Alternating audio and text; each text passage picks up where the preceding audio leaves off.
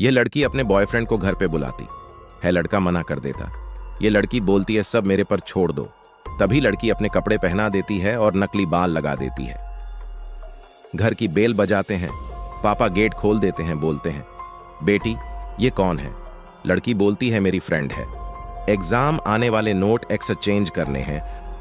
पापा मार्केट सब्जी लेने चले जाते हैं और दोनों बातचीत करने लगते, मस्ती करने लगते हैं। लड़की पापा वापस आ जाते। आप भी श्री राम से प्यार करते हो तो जय श्री राम कमेंट में जरूर लिखें। वीडियो को लाइक, चैनल को सब्सक्राइब और इस लड़के की पोल खुल जाती है।